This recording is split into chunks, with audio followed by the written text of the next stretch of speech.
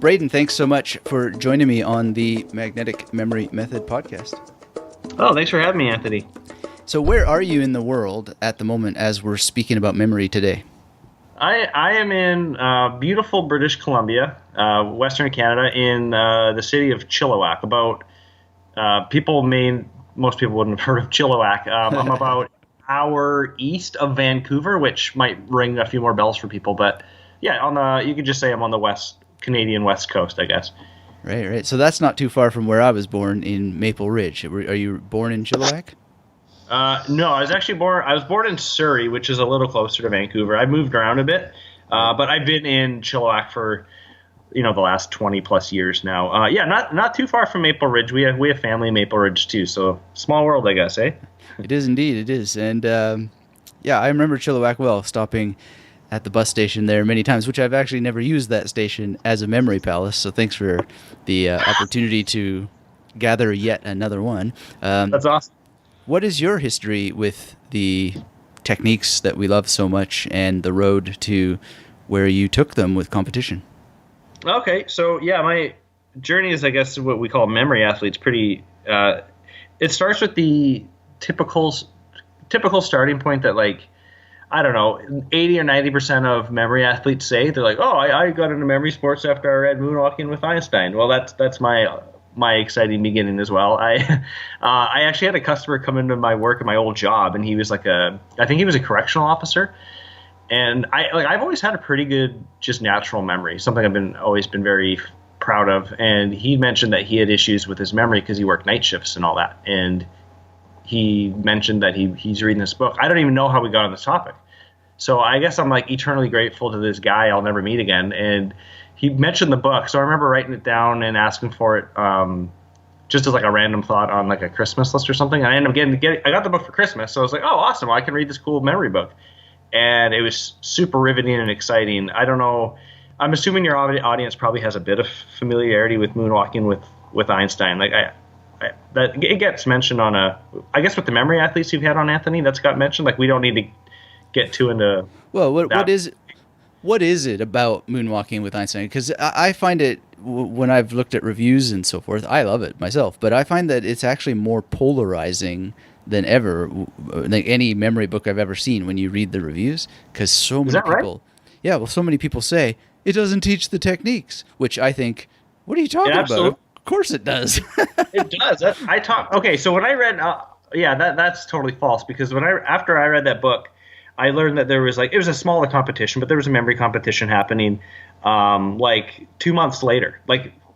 So I've read that book faster than I've read a book in years, and I created a card system, and I entered this competition, and within 6 weeks of starting at ground zero, it was 6 weeks from there until I competed, and I ended up winning the competition. I was able to memorize a deck of cards in 4 minutes and 50 seconds with. Like I said, it wasn't like I started training then. I still had to create my system and learn my system and then train. I did all that in 6 weeks. And all I had to go on was Moonwalking with Einstein. So I don't know where people are getting that, because it clearly explains the person action object system and memory palaces, and it explains all that stuff. So I don't know where people are getting that from. But anyway. You could correct me. Maybe it's my bad memory, but that's what I looked at on the reviews, and I was just like, whoa. I mean, I can get it from another perspective that some people would miss that. And that's sort of, to me, the interesting thing. So 6 weeks, you say, and you crush this competition. Now, we had James Gerwing on the show, who won the Canadian Memory Championships recently, and he sort of said, in Canada, the standards aren't that high. So what were you up against? And I mean, I don't mean to diminish it in that way at all, because I am sort of ignorant of what those standards would be. But, what were you facing? That time, So this was what did I say? So January, February 2016, around then. This is when I got into this, right? So the standards, I guess, weren't incredibly high. The guy I beat, we basically tied, and I won the tiebreaker. So like I said, it was a deck of cards at 4 minutes and 50 seconds. In speed cards, you have to try and get it done, memorized by 5 minutes, right? So I guess if you're looking at your average Joe on the street, sure, that's a high standard. If you're looking at your average memory athlete, that's not really a good time at all. So yeah, the standard competition I guess wasn't high, but I mean as a newcomer, I was pretty stoked that I was able to do that. In my first time I ever competing, I guess. So that I was pretty happy with that. Now since then though, I've gotten more into I was kind of slow at that start. I kept memorizing cards, and I slowly developed a number system. And then that summer I was starting to practice some of the events. I learned that there was a Canadian Memory Championship.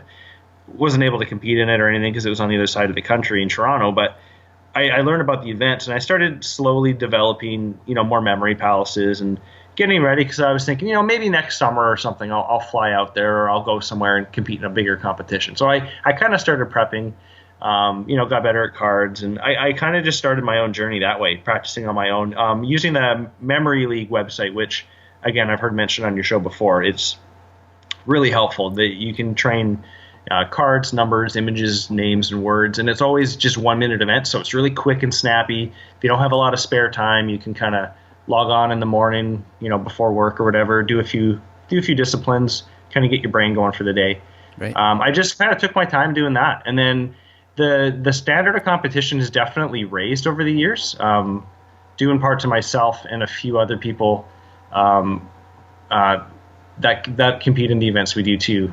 We've all kind of keep in touch and encourage each other and all that. So the standard has since, in my opinion, has raised.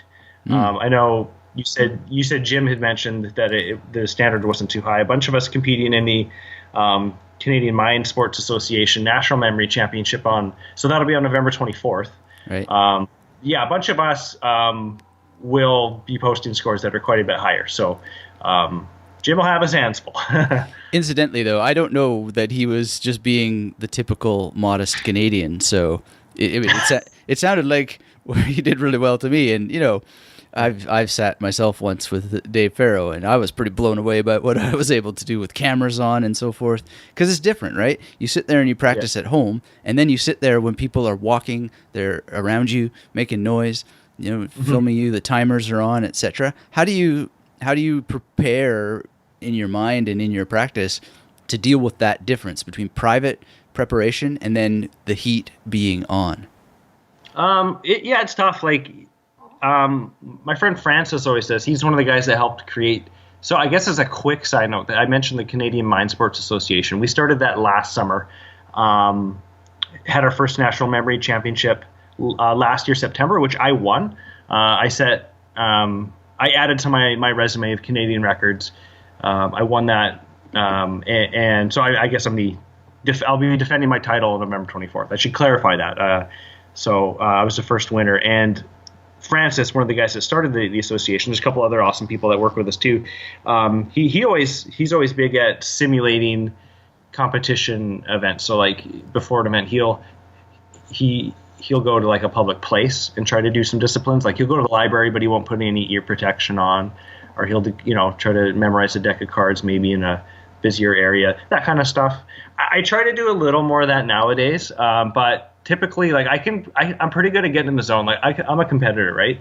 And I bring ear protection to competitions, and I get pretty focused. So like I honestly don't deal with getting distracted too easy, especially in the heat of the moment when your heart's racing. It's on. It's weird how like when I train on my own, it can get pretty intense. But when I'm in a competition, it's like when you watch sports on TV too. When the playoffs start, it's like all these like athletes have just another level that they don't flip on until playoffs, and you're like, whoa, these guys are crazy. And it's like when I compete in competitions, I feel the same. I feel like a switch goes off and it's game time, and I don't know, I'm just able to kind of to zone out, I guess, and like zone everything else out. But that comes with practice. Like memory sports are really good for one of the things I really have benefited from is concentration. Like I feel like I'm able to focus and concentrate on things for longer periods of time. So yeah, I guess just practice really helps, but I don't know. I guess I've always had that extra drive when things are going. It's definitely nerve-wracking. Like I've definitely also choked competing too. Like again, with the pressure and stuff, I've definitely let it get to me as well. So it's not something I don't struggle with either. I definitely know what you mean when people are there and watching you and taking pictures and stuff. It can be very nerve-wracking. So it's definitely tough, but I generally I'm pretty good at blocking it out, I think. But yeah, yeah, I guess like I said, people will practice in areas where maybe it's a little busy and they gotta work on that. There's some memory athletes that don't even put ear protection on even when they compete, and they're able to just so don't ask me how they do that. That's a whole other level to me. But right. Well, what is it that attracts you to it? And I ask this because I get it. It was fun when I did it. I mean, I only threw down for charity, and I will only ever throw down for charity again in the future because I'm just not competitive in that way. I mean, I never was in baseball. I never even wanted to, be in a competitive martial art. Which is why I went to Sistema instead of karate or anything like that. Because I really don't care to have that. And I don't say that as a comment on anybody else. What is it that attracts you to it when you say, I am a competitor? Well, I don't know. I feel like as I got older too, like I'm 30, I just turned 34 recently, and I got into this a bit late. Like I was 30 years old, and I was playing, like I've always done something, right? Like, so I played baseball growing up, played softball as an adult, and that was always like my outlet where I'm like, okay, I like competing. I like trying to win things, even if it's just like beer league softball or something. And then, I'm getting older. I have less time. I get injured a lot. So I found memory sports, which I picked up like somewhat naturally because, like I said, I always had a good memory. When I learned some of these techniques, I kind of already were using it, didn't realize it. And then once I developed some systems and got good at it and was able to see progress and realize that, holy cow, I can really do this. Like I can, memorize a deck of cards in under 5 minutes, and then all of a sudden it's 4, and all of a sudden I'm doing it in under a minute in my sleep practically. Like it became easy, and it's just I love pushing myself and seeing what I'm capable of. And So I guess that's part of it is I just love pushing myself to my limit and finding new ways to get better at something. And then, competing and winning is awesome. Like when I competed in the Canadian Memory Championships in 2017. That was the year before we started our Canadian Mind Sports Association, which has a different, I think Jim had talked about it, Jim, that you had on your show from the 2019 Canadian Memory Championships winner. It's actually a separate event, and I competed in their event, and I got second place. And that for like a year, I had to stew on that. I was like, okay, I'm second place, and barely. And I was like, okay, a year from now, I want to win. And we ended up starting our own event. And yeah, anyways, I trained my butt off for a full year, and yeah, I ended up winning the event because I worked hard at it. And I don't know. I guess I'm just motivated. Like some people, I don't know, maybe aren't natural competitors or whatever. Like the thing is too, like we don't, as a member of the board with the Canadian Mind Sports Association, like I don't take prize money when I win. I compete strictly just because I love doing it. And when you tell people about memory sports and memory techniques, a lot of people think it's cool, and they're like, okay, well, what practical things can you do with it? And there's tons, right? As you know, and you teach all the time, Anthony, that this can be used to improve pretty much every facet of your life. And for me, it's like I've honestly like seldom used it for those things. I just love memory sports, and I love doing memory sports, and that's why I do it. I'm sure I do have plans to do some long-term memorization, maybe break some records and memorize, lots of different things. I plan to do that eventually, but I just find training for memory sports takes up so much time, and it's so enjoyable to me that's my motivation in and of itself, is like just because it's something I feel like I'm good at, I genuinely enjoy, and I like winning. Like so, and that's what motivates me. That and the fact that I know the sport's going to grow eventually in Canada. It's not too big, but there's going to be people, eventually showing up that are going to probably kick my butt one day, and I'm excited for that day to come. But I don't want to. I'm not going to let people beat me easily either, right? Like people are going to earn it when they go. So not that I'm like this cocky guy or anything, but I take it very seriously, and so yeah, it's weird. I just have a drive, I guess, to do that. Right. Yeah, I don't know if that's a good answer or not, but no, it's the best possible answer because it reminds me of something where I was in a band called The Outside, and Sergio Klein, who's a very accomplished player, he said to me one day, he said, "Why are you memorizing all that Bach? Right? You think it's gonna make you better at heavy metal or something like that?" And I said, "I memorize it because I like it." And he said, "Awesome, best answer." So that is the best possible answer, right? It's for joy, it's for being the better version of yourself, exploring your limits, etc., etc.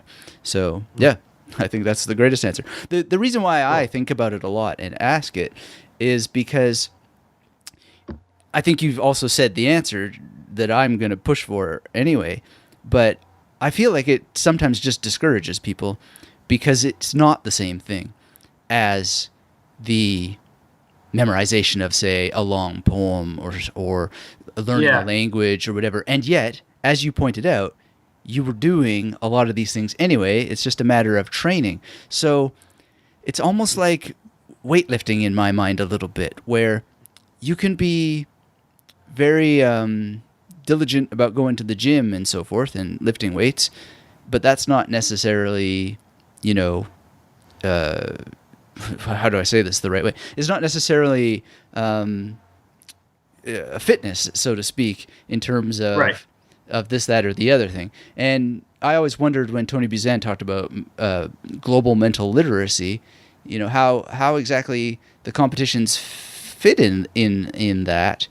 And yeah, I mean, I feel like I'm going to sound like some judgmental, arrogant moron by being like, yeah, well, there's no intellectual content, because that's not what I mean.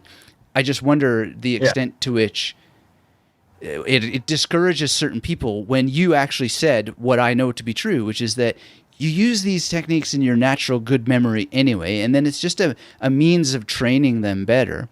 And yeah, I don't know. I've sort of bungled this and sounded like a moron, but take it. That's funny. No, I know what you mean. And like, it's funny you mentioned going to the gym, because I'm the same way too. Like I get up, I'll try to get to the gym. I like to go more, right? But it's like a couple times a week I do, lift some weights, do a little cardio, stretch, all that good stuff. And the same thing, I'll get up really early, whether I'm getting up early to do memory training before work or if it's my gym day, it's getting up to do that. And I've had people ask me about both things. Like, well, what's the point in going to the gym? What are you training for? And I'm like, because it's just what you're supposed to do. You need to be healthy, and you need to do this. And a lot of people find they need something to work towards something, which is fine. Like, some people need to be motivated, but for me, it's the reward is in the thing I'm doing. Like, I love, again, as the gym example, I love going to the gym, putting on my heavy metal, lifting a bunch of weights, keeps me healthy, and it's just a habit I've developed, and to the point where it's like, it's just something you do. It's just like the amount of, I drink a ton of water every day, and people see me just slamming water at work or at home, and they're like, why? I'm like, it's just what you're supposed to do. You got to be healthy. You just do it. And same with memory training. I'm like, I'm at work. I'm on my 2 coffee breaks or my lunch breaks. I have my noise canceling headphones, and I just do memory sports on my computer. And people probably look at me, think I'm a weirdo, but I'm like, well, I don't waste time. I gotta practice. I gotta get better at this. And I have a young child at home. I don't have all the spare time, so I use all the time I have, right? And it's the same thing. The reward is in the training itself, in the results. In sometimes you don't see results, but sometimes it's knowing that I'm doing something and I'm working at something and I'm trying to make myself better. And like I said, that's just rewarding in and of itself. Right. Anyway, yeah, I don't know what I'm going off about now either, but I guess what I'm trying to get at is there's this problem I see, which is like, how do we get everybody to do this? And so I think, there's this mystery to me that I can't solve, even though the 80-20 rule tells me that no one on the planet is ever going to get everybody doing this. But as you said, you discovered that you were sort of doing these things anyway, and then basically you started to develop systems for the competition practice. Yeah. So maybe say a little bit more about that, because I think I know what you mean or have a sense of what you're saying, but let's dig into that a little bit more, because that might be a path for people to understand that these techniques are harnessing what's happening already anyway, changing them to be sure, but harnessing what already exists. Yeah. So I was using little things already, like like associations and stuff. When you trying to remember a phone number, or if a couple of the digits remind you of a certain year. Okay, what happened in that? Oh, that movie came out. Little things like that. People's names, or I'm having trouble remembering the name, but I remember that they really like baseball, so I'll imagine like a baseball on their face, or if their name rhymes with something. So then I kind of I learned all these techniques, the memory palace technique, which is something I'd never heard of, and I use all the time now. That was obviously the huge arrow in my quiver. That was the one I didn't have. But a lot of these basic, mnemonics and association techniques and stuff. Those are things I already used. So it was just a matter of getting really good at them and quick at them, and then obviously learning the specific or developing systems in detailed palaces and stuff like that. So yeah, I've developed, like, it took time, but I have a couple dozen palaces or so. I feel like I'm lazy. I should have tons, but I have a few, a handful I use for each event that I practice, and I know them really well. I tweak them a little bit here and there. I should probably have more palaces, but I haven't had to go to the World Memory Championships yet, where they do like hour-long events and stuff. So I'll probably eventually have to do that, But yeah, I started learning these techniques and applying them to these events, I guess, and I started working really hard at it.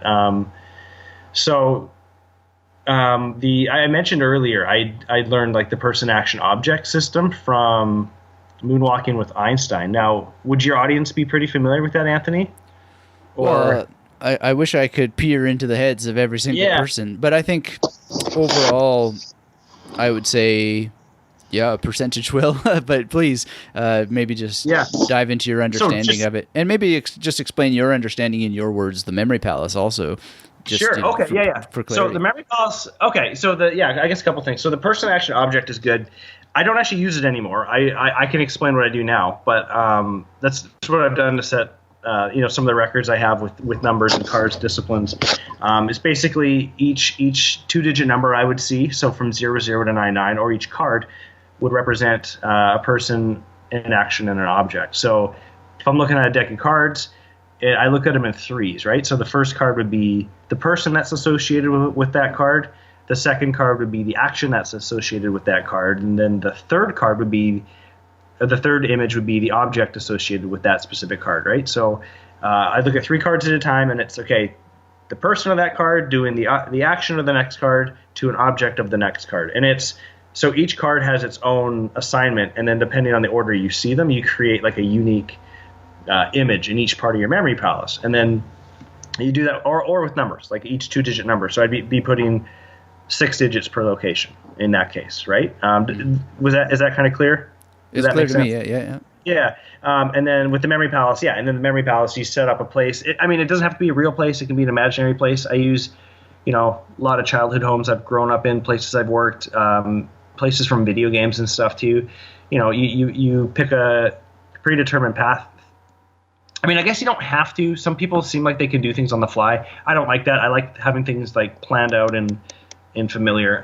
You pick a predetermined path through that place in your mind, and you place objects as you go. And then when you need to recall the order, you just walk through it again, right? So you're using your house as a palace. You started the driveway. Okay, so I got a ace of spades, 10 of clubs, and a 3 of hearts. So that's, I'm just going to make this up because it's not my old system. But okay, that's Paul McCartney jumping up and down on a candle. Okay, good. So that's in the driveway. And then I walk in, and the next place might be the entryway, the foyer of your house, and the next location might be the living room. And you place different people or images, whatever you call them, along the path. And then again, when you're recalling your deck of cards, you go, okay, what was in the driveway? Because the driveway is location 1. Oh yeah, Paul McCartney. Okay, yeah.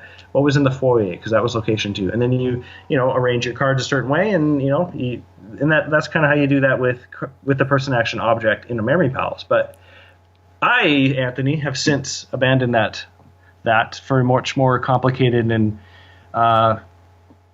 complicated is the only way I can explain a complex system that would probably take me way more time than I need to explain on this podcast. So I don't need to get into it. But if anyone's curious, if you Google, you probably just Google or go to the Art of Memory forums. Lance Sherhart is the architect behind it. Really smart guy.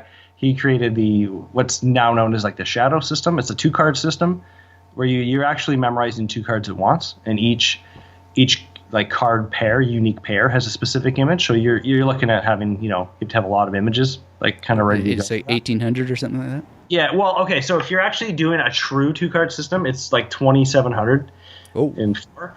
So for me, though, there's a way you can kind of hack it where you only need half that amount. So I have a 3-digit system.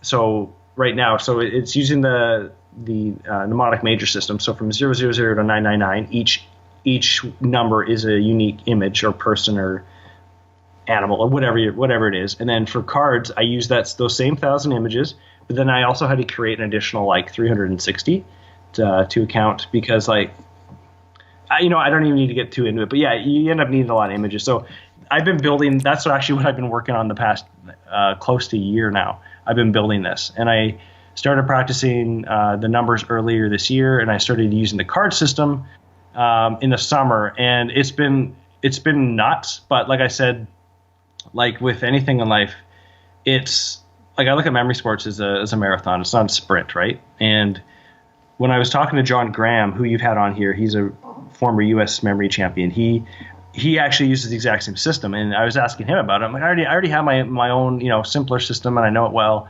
And he's like, man, you're gonna just put the time in and do it. This is it's totally worth it. And he really encouraged me, and I eventually was like, okay, you know what, you're right. I'll always wonder, like, if I don't do it, it's like people who just put off going back to school, and then like a year later, like, if I would have just went back to school, I'd be a year into school now, and then it's like, if you just wait around and don't do anything, a year's going to go by and you're like, I could have been into this. Like, the hardest part about most big tasks is starting it, right?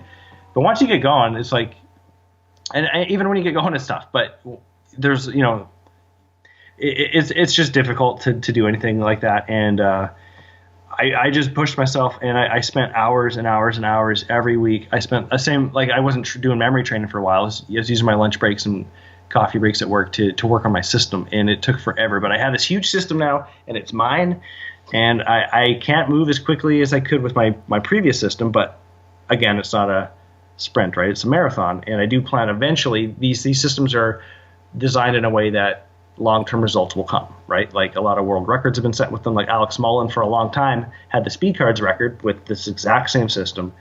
He still holds numerous. I think he still holds a couple card records. He holds a bunch of number records. So these systems are tried and true. They're proven. So anyway, I'm going off about that now. But just practically, what's the difference between? I think you said Ace of Spades, Ten of Clubs, Three of Hearts, if memory serves. Yeah. Right? And I just caught Paul McCartney. I use the Toad from Warner Brothers for Ace of Spades, and Chuck E. Cheese for Ten of Clubs, and George Orwell with Animal Farm for Three of Hearts. So I just, assuming those were the cards that you said, and I remember them correctly, that's what I just threw out there. What are you doing? What are you doing different with those three cards? Let me actually. So what cards did I say? Ace of Spades, Ten of Clubs, Three of Hearts. That's what I remember. Okay. Okay. I think you're right. So those images are actually, like, I gotta actually think, because I haven't used my old card system in a while, but that would have been, so Lemmy from Motorhead was my Ace of Spades, which is right, logical. A no-brainer. So the image for Ace of Spades is like the full person action object is him playing a guitar. Okay. So, and then Ten of Clubs was Will Ferrell's.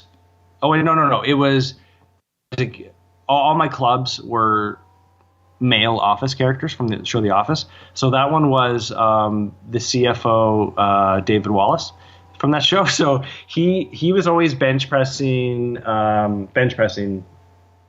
What was it? Beach balls, I think. And then I don't know why. It's just what it was. And then the Three of Hearts was Angela from The Office, and she was sweeping the floor with a broom. So if I were to, I had to actually think about that. I just made up an image in my early example.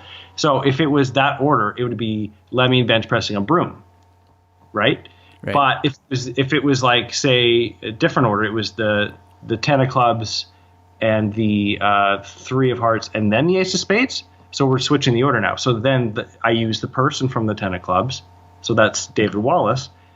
And then the action is the Three Hearts. So now he's sweeping the floor with a guitar. Right. So you switch the order of it, right?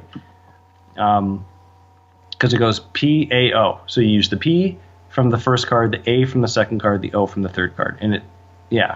Yeah. Did that make sense? Yeah, it does. I just, this is where I hit the threshold where I'm like, everybody else is like, because I'm sorry. Yeah, I'm sorry if I'm getting like way too off in the weeds here. No, I want to be off in the weeds because people. Okay.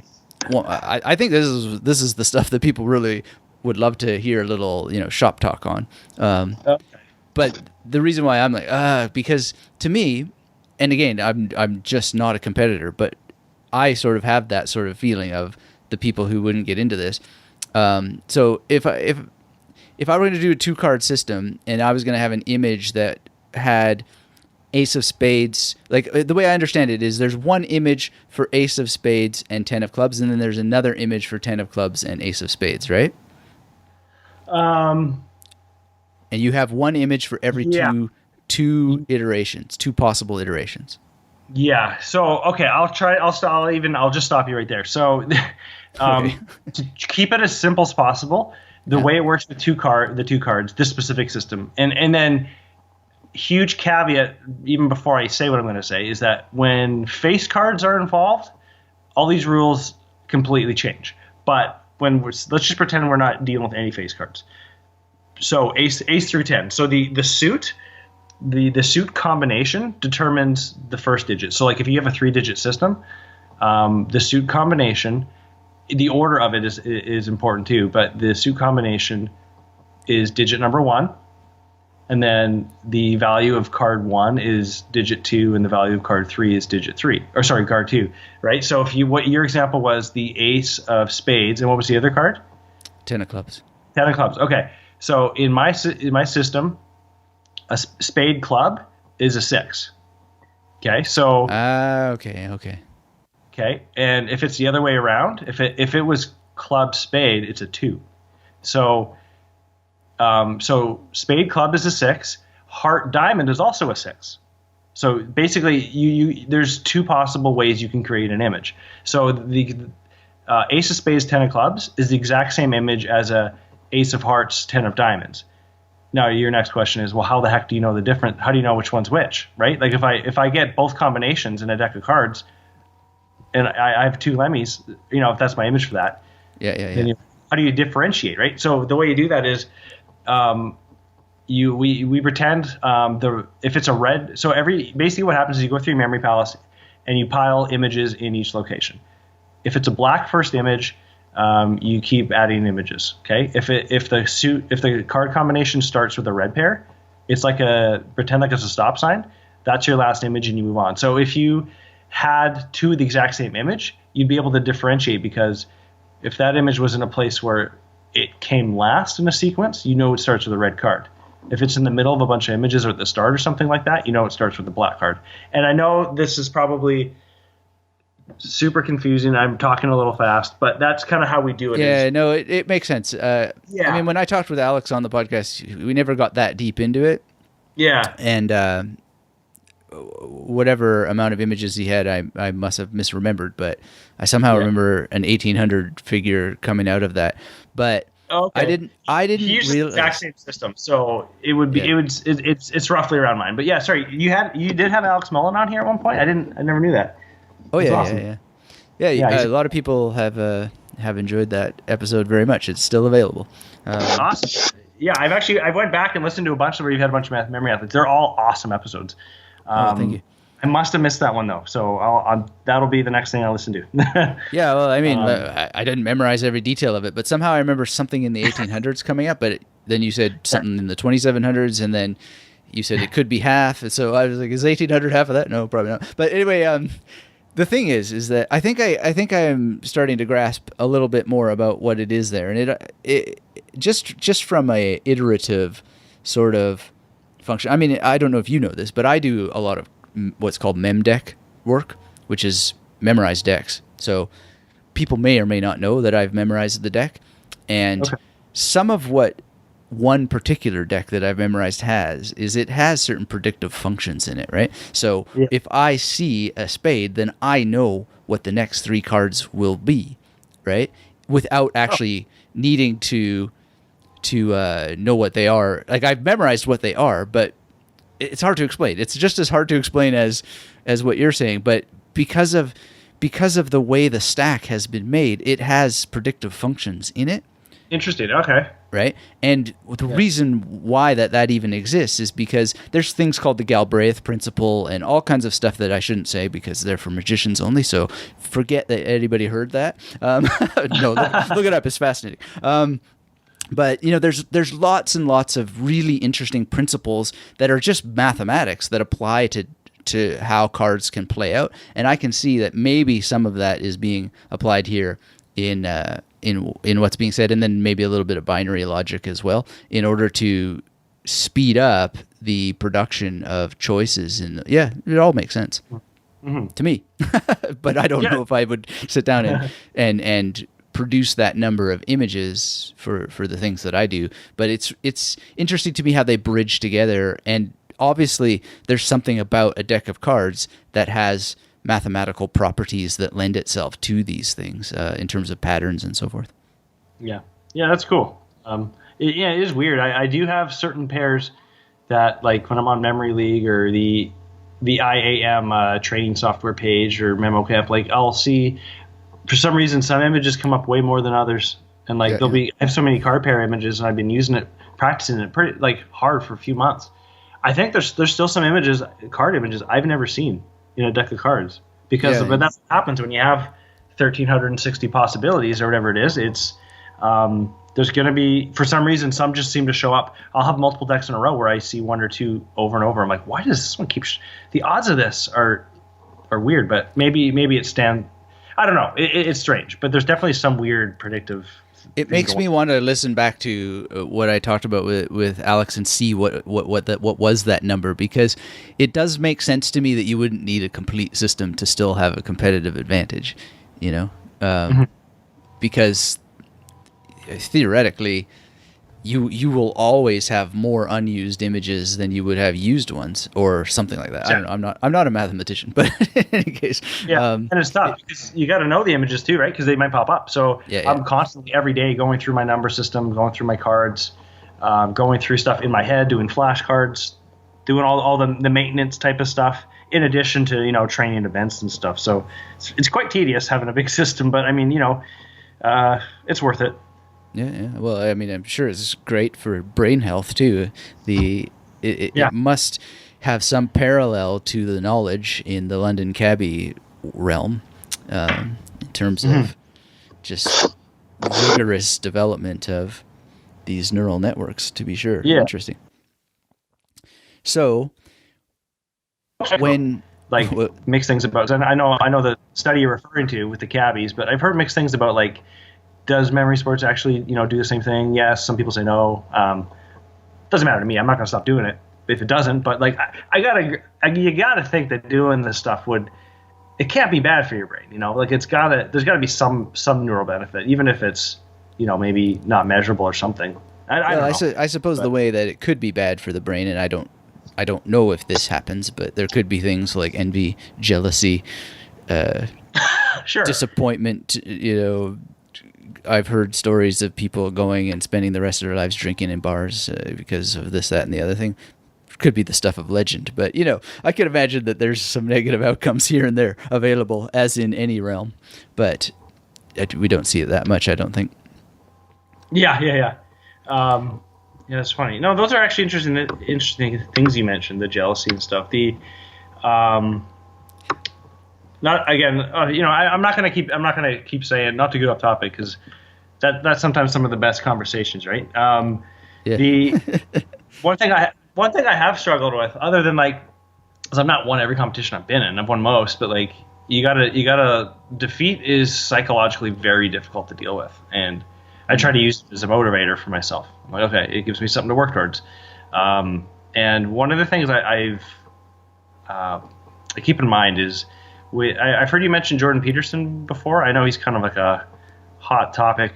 Yeah, speaking of things that make your brain a little bit wacky, I've had email from people over the years, and I've had everything from the most glowing praise to the most bizarre hate mail that you'll ever see. And I've had some of that hate mail from memory competitors, and it's just unbelievable. Anyway, to Jordan Peterson, someone emailed me and said, you should not talk about him on your show. Don't you know that he's associated with this or that thing in politics or whatever? I'm just like, well, thank you. That's all I said, because I'm not going to get into a debate about somebody who even could even possibly think that is the case, and is seriously uninformed. I've read both of his books, and I can tell you, anybody who's into memory who hasn't read Maps of Meaning is missing out in a big way, because it is a book about memory. But anyway, what were you going to say? Yeah, I was gonna say that's actually a really good point. I think he's probably one of the most misunderstood people on the planet right now. Anyways, though, there's one of his 12 rules, and the one that I love is I think it's rule 4. He says, compare yourself with who you were yesterday, not with who someone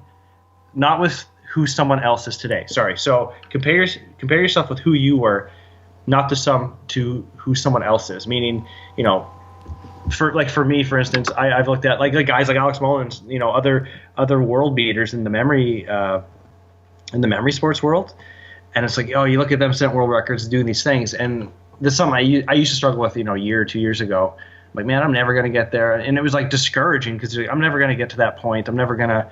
What's the point of this? But you realize that you're competing against yourself, whether you're doing memory sports or doing other things, and so I always look at it when I'm going to these events. Yeah, I want to win. I want to beat people. That's that's part of it. But the other part is like, I always got to bring myself back to, no, you're not. I got to compete against myself first. This is a one-on-one competition. I'm not. If the only person I want to beat is myself, not in a bad way. I want to improve though. If you start comparing yourself to other people who are like world-class memory athletes or world-class athletes or world-class bodybuilder, whatever your thing is, it's like you're never gonna improve, and you're just gonna be like you said, envious, jealous. It can lead to all these things, and it's just a really negative mindset. So I've been trying to kind of think about it like that, where, okay, I'll just compete against myself. Did I, I set a personal record today? Awesome, that's a win. And maybe it's like not even halfway towards a world record, but it's a personal record for me, and that's a big deal. Little victories need to be celebrated, and just because it's maybe not a world record or anything like that, or it might be a regular training time or training score to some other guy, it's like that doesn't diminish the fact that you accomplished something. And I always just try to keep in mind I'm competing against myself. That's all I'm doing. Because it's really easy to get caught up in all this negative self-talk and comparing yourself to others, comparing your life to other people's lives. Like, it's just, it makes you bitter, man. And like you said, envious. Like, there's all these ugly things that can come out of you too. So it's definitely something you got to keep in check. And that was just a rule when I heard it. I was like, yeah, that's something I struggle with. So it's something I try to keep in mind. Well, that's good, and good to reflect on those kinds of things. I mean, I think the risk is, at the end of the day, bigger than we want to talk about, and there's something great about what's happening with that discussion that is not particularly new. It's just exploded at this time in history for reasons that are obvious and a little bit Canadian specific in some sense, due to freedom of expression and it trying to evade limits on expression. But that's ultimately what our topic is about, right? We are talking about memory, and we cannot place limits on our memory because we're here in our competition against ourselves to push those limits, to have all the information that we want, whether it's for this purpose or that purpose. And the whole idea that anything would impede on our ability to have that vast expansiveness of what knowledge is, what memory is horrifying. And one of the worst things you can do to yourself is to fill your mind with negative thoughts or disappointment or envy, jealousy, rage, etc., because that's going to limit that absolute abundance of what your mind can be when it's wide open, accepting, non-judgmental, even non-judgmental of yourself. So that can be one of the most positive things that comes out of competitive training as well, is that expansiveness and openness to the present moment, etc. Yeah, no, that's very well said. Yeah, totally agree. Well, that's good. I made my way back from that horrible fumble earlier. No, it's totally fine. If it's okay, I just want to quickly discuss So I mentioned earlier the Canadian Mind Sports Association. So that's I'm a co-founder, board member with them. Francis Blondin is I always refer to as our unofficial fearless leader. He's kind of the guy that really spearheaded this. Basically, what we do is we do memory sports. We also do like speed cubing and mental math competitions too. Right. So last year we also did a national mental math. So what's happening with this upcoming event on November 23rd, November 24th. So simultaneously in Vancouver, Toronto, Montreal on the 24th, we're doing the National Memory Championship, which will be great. The 23rd, I think it's just in that's the Saturday. That's just in Toronto and Montreal. They're doing the mental math as well. So that's a whole other can of worms. And other board member Jean Bellon, he won last year, and he's a very skilled dude with mental math stuff. Yeah, he's going to have his hands full this year, but it's really cool that we kind of branched out. So when we started the Canadian Mind Sports Association, we kind of had some ideas, right? Like the direction memory sports was going in Canada, we kind of wanted to take it a different direction. So we introduced additional events. We didn't make the rules because memory sports are also notoriously known as being super cutthroat and pretty harsh with some of the rules in the marketing, right? Which can also be discouraging. Like you can do, like the random words event, for instance. It's like you can get 100 words right, but depending, if you have a few errors, you can end up with a score of like 5. Right. And depending where you've made errors, if you make it it can be a really harsh sport and really discouraging. So we tweaked some of the rules so they're a little more friendly and a little more inviting, but not to the point where they're, it's easy just to set records or post huge scores, but enough that it's like, it's kind of a nice, I guess compromise. We also have a regular division and an advanced division for memory sports. The regular division, so the images or the events we have 5-minute images where you memorize random images in groups of 5, and you have to reorder them basically, and you get scored on that. There's words, names, and faces, and then Francis also designed a mystery exam event where you get tested on a fictional country he's invented. So you have to memorize where all the provinces or states or cities are in it, fictional body parts, constellations, fake historical events with dates that you got to memorize, stuff like that. And that's completely random when you get to the event. So that's like a complete mystery. So this is a really cool event he's invented. The regular division, we don't require people to have a number or a card system because that can be super discouraging, because to compete in images and words, you just need to have a few memory palaces. And for names and faces, you don't need you don't need a system for that really. You just need to be good at, name association and stuff like that. Right.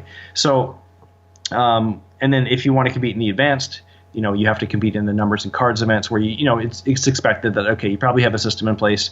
So that's more for the more advanced expert memory athletes. We also have it where we'll not include your worst score as well. So if you really bomb an event, hopefully it doesn't drag you down too bad. So again, that's kind of a little more user friendly format. It's still really competitive and pretty cutting edge. It's just the direction we wanted to see memory sports going in Canada. We're really proud and happy with everything we've done so far. Just to quickly digress, in July this year, we did our first ever British Columbia Memory Championship. Unfortunately, I was the only competitor in it, though. We had a couple guys that wanted to come in, and pretty late, pretty last minute, they had to drop out. I still competed, though. Like I said, I'm a competitor, and I still want to compete against myself, right? So I was able to actually still set a couple of national records. So at this point, the record for by a Canadian memorizing a deck of cards in a competition, I set that at 47 seconds, and that was the last time I used my PAO system in a competition. After that, that was my swan song for that system. I started using my 2 card after that. So for the BC Memory Championships, we did speed cards. Fictional historic dates. So again, you take a random date from the year 1000 to 2099, and you pair it with a fictional event. So it'd be in the year 1369, Batman married the Joker on the moon, something stupid like that. And it's just a whole bunch of fictional things. And then during recall, the events are randomized, and you got to put the correct year beside them. So did that. We did names and faces, images, and words. And it was all 5-minute events, kept it pretty short. Again, I wanted it to be beginner friendly. So I'm hoping next year we'll have a bit of a better turnout at the BC Memory Championships. So that was a lot of fun. And then the national championship coming up, like I said, we have images, the random exam, 5-minute names and faces, and then 10-minute numbers, 10-minute words, and then speed cards. So it'll be a packed day, but it's going to be a lot of fun. And we're pretty excited with what we've done with the Canadian Mind Sports Association, and yeah, I don't know. It's just been quite a journey, but it's our second national championship, so we're hoping we'll get a bit of a better turnout. Jim from who's on your podcast from Alberta, he's going to fly out and compete with me, which will be awesome. And yeah, so we'll be doing it in 3 cities again. Pretty ambitious, and it gets a little complicated and whatnot, but we're pretty organized, and we have a lot of help from people, which we're very grateful and thankful for, and we just hope the sport keeps growing here in Canada. So I have primacy effect with Jim. I always got to call him James because that's how I first sorry his name. But that's an interesting topic for another day, how things stick in memory. But let me ask you this, if you don't mind. Mm-hmm. James Gerwing is going to come and compete with you. Yeah. What is your number one piece of advice for him to beat you? For him to beat me? I was going to make a joke about drugging my drink or something. No. That's not advice. That's criminal. And that guy who got you into memory techniques will be your guardian if you do that. Jim's pretty good, and I know he was disappointed with the scores he posted, and like they were fine, but like I know I've competed with him before, and I know he's capable of doing like double everything he did or more.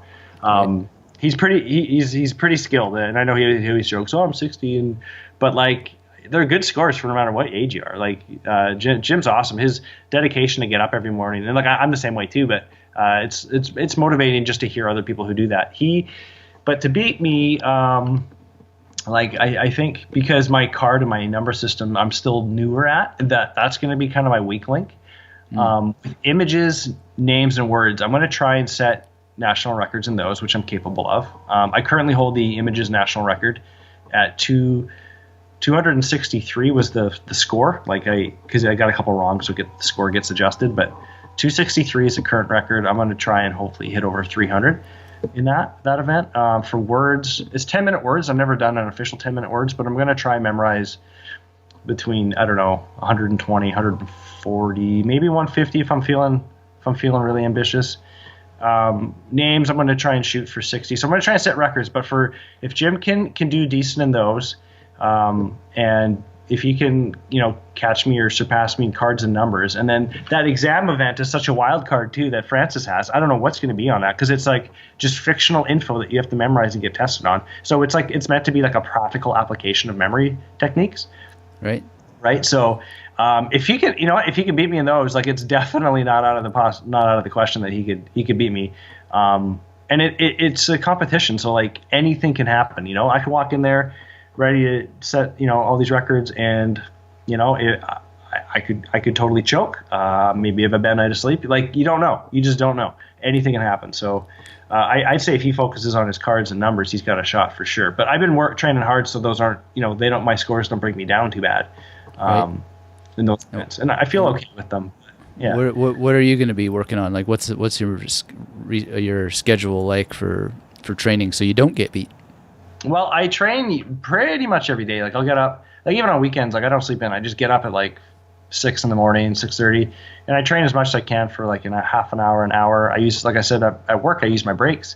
I don't do a ton in the evening, so I try to get between half an hour or two. I mean, if I'm using my work time included in there, it's probably over an hour of training I do per day.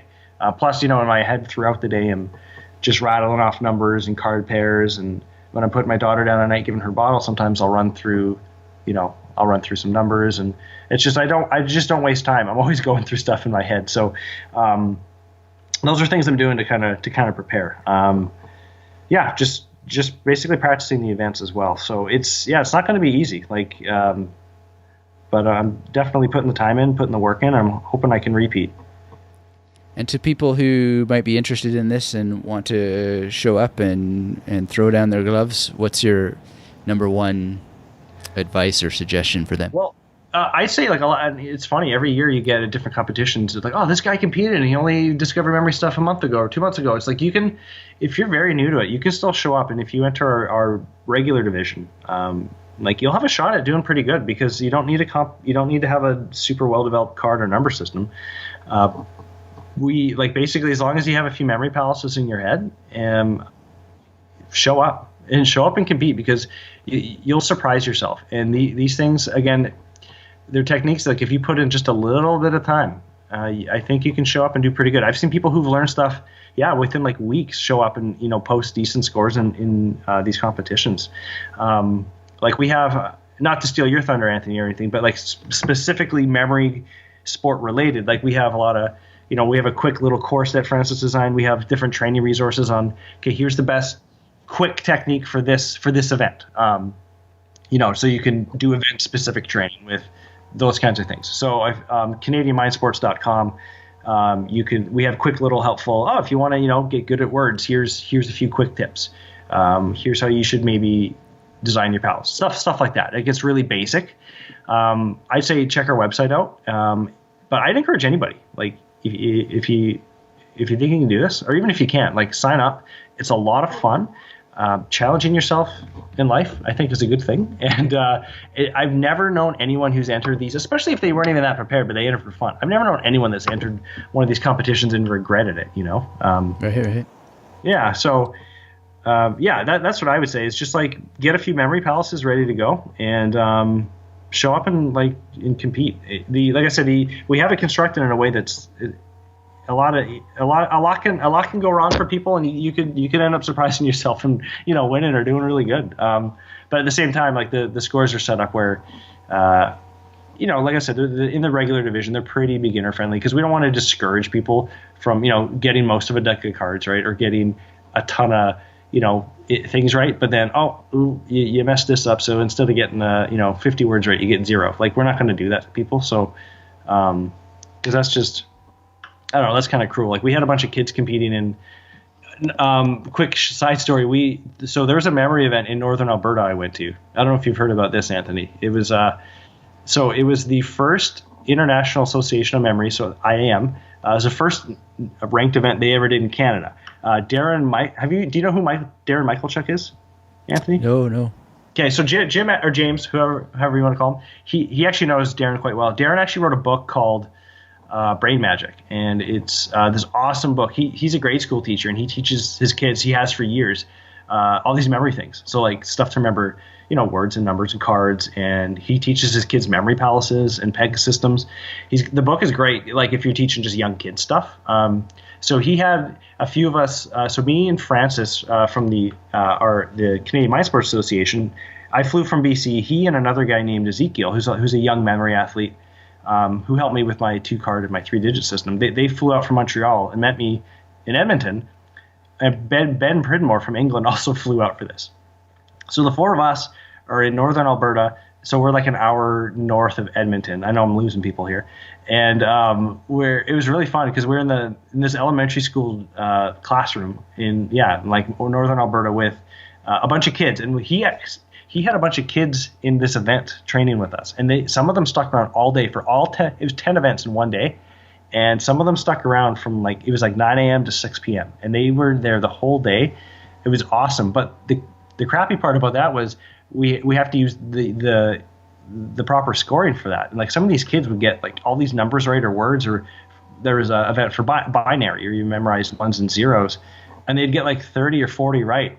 But because they got 1 or 2 wrong, their score was a 0. And it was so deflating and discouraging. And that's not to knock the IAM or memory sports or anything, but it sucks when the kids train really hard for this, and their scores don't reflect it really, right? Because at the end of the day on the scoreboard, they get a goose egg, and it didn't really reflect a lot. So that experience actually, I think, was a big part of when we started the Canadian Mind Sports Association. Me and Francis were we don't want this happening. If we got kids coming out and parents coming out, shipping the kids out and hanging out for the day, watching them, and they end up getting a really bad score at the end of the day, even though they got a bunch of stuff right. They're not going to want to come back, So, like I said, I feel like with our rules and everything, it's a good compromise between, you still got to earn your score, you still got to earn that, but we're also not going to kill you for making a couple errors here and there. So it's pretty accommodating. Anyway, like I said, I'm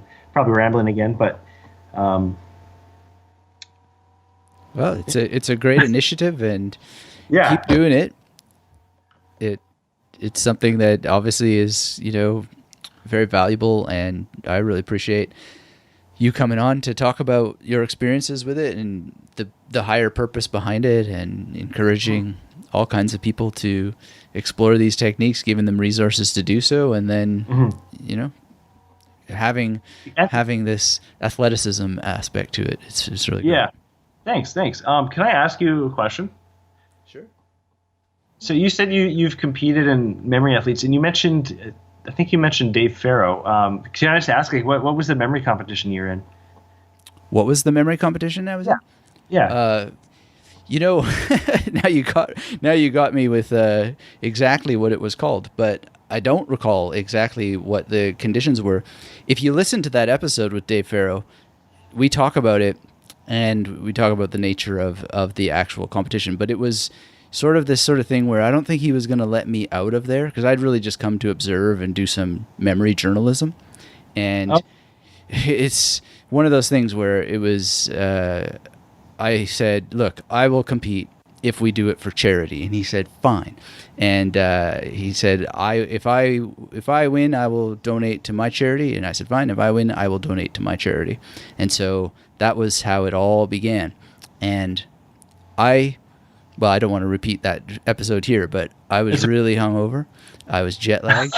I was in a lot of pain from the arthritis that gets exacerbated when I'm hungover and jet lagged. And I'm not proud of any of those things or bragging about them, because they're nothing to brag about. But that was actually the last time I ever drank alcohol. And I had also been sober for quite some time before that. And I only broke down because I was in your neck of the woods in Vancouver with some friends. Mm-hmm. And in any case, I mention all those things not to be a scoundrel, which I was at the time.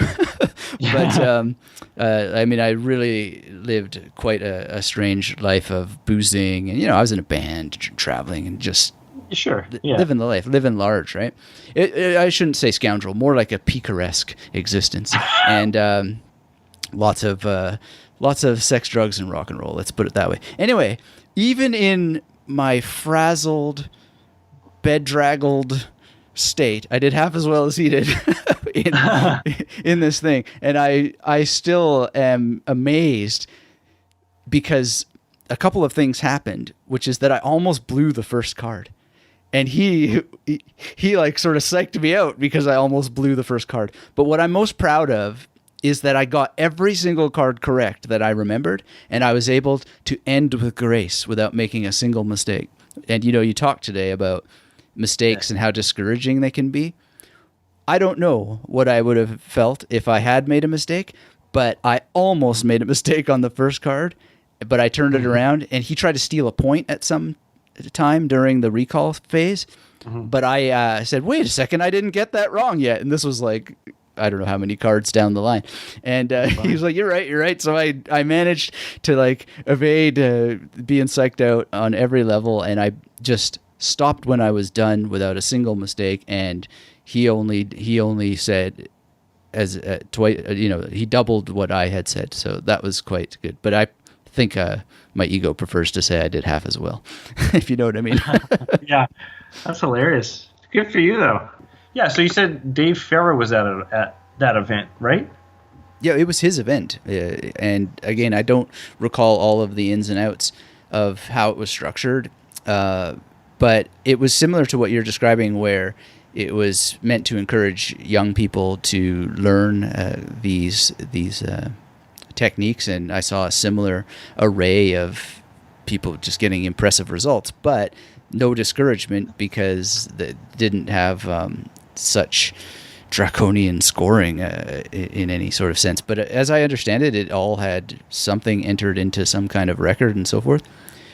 Oh, okay. But what I want to actually say about it is that it really is something to listen to that interview where he and I talk about it, because as you and I both know, I think all too well, is that our memories change the more that we tell stories. And so I'm a little sensitive of, it is the stuff of legend, no doubt, but I'm also sensitive to the way that legends get made. So, it really wasn't such a dramatic thing, but it was dramatic all the same because of all the things that we talked about. You feel such confidence and such amazing things about what's possible for yourself, but it could have just as easily been totally crushing and, something where I'd hang my head in shame or something like that. And to me, it's a testimony to the miracle of the memory techniques, given that I was in such a bad state and shouldn't, under any logical circumstances, have competed at all. And he was so gracious too. The thing that I want to say about Dave is that, I think he was a little suspicious that I was there, and no doubt because, I just show up out of the blue and I've got this podcast and yada, yada, yada. But he warmed to me. And then after that I agreed to compete, we had the most amazing chat, and he told me some stuff about his approach that set me on an adventure that I think is just incredible, because I never thought of memorizing cards that way before. And that's what has improved everything in my own card memorization that I do personally. And it has led to me being better with memdeck routines. And it's ultimately what I think, and I'm not entirely sure, but I think it's what led James Gerwing to go and compete, because James told me that I said, go and compete if you really want to learn something about these techniques. And I can't imagine I would have said that before that I myself sat to compete, but maybe I did. It's possible. But in any case, so it's just like this wonderful sort of thing that happened that I never expected to happen, because I was just going to do a podcast episode about having gone to a memory competition, and I didn't expect that I was going to sit down and compete. And it was so much fun, actually, at the end of the day. That's awesome. When was this? That would have been, if memory serves, around this time. It would have been after Thanksgiving, 2015. It must have been. Oh, cool. Okay, that's awesome. So, yeah, I actually agree with what you said there, because again, like I said, if you're new to memory sports, or you're not sure these things work, the best way to, or even if you like them and you're new, is show up at a competition, i.e. our competition coming up, and compete, because that's the best way to accelerate learning, is throw yourself in a situation where you have to use these things. I think it's great that you're able to do what you did, especially considering the circumstances. And you could easily look at that as a bad thing, but I like your perspective and your angle there, where it's no, I should have done way worse and I didn't. Thank you, memory techniques, because if it weren't for those, it probably would have been a crash and burn. Your perspective and attitude on that, I think, is on point. Yeah, and I don't recommend that anybody do that. Go hungover, jet lagged, and filled with arthritic pain. But if you have some practice with these techniques, you'll probably amaze yourself nonetheless. Yes, you will. You will. I completely agree. And the weekend, I think it's the weekend after our event, is the IAM International Association of Memory. Their World Championship is in Zhuhai, China. November 29th to December 1st. Just throwing that out there too, for if anyone out there, if any of your listeners are, in that area or anything like that, that's another amazing event. And the World Memory Championship is sweet, because people travel from all over the world to go to these, and you can meet. It's inspiring, right? It's you can talk to people, meet all sorts of awesome people. Very cool event as well, just to throw that out there. But yeah, these events are great. You talking to people, learning techniques. I don't know, especially for me as a competitor, it's going to these events is so inspiring and motivating. And the best way to get good at something is to do it, right? Absolutely, yeah. So, thank you again for this, and really appreciate it. Hope to hear more in the future of what you are all developing, and keep us posted. Yeah, I appreciate you having me, Anthony. It's been fun, and we'll keep in touch.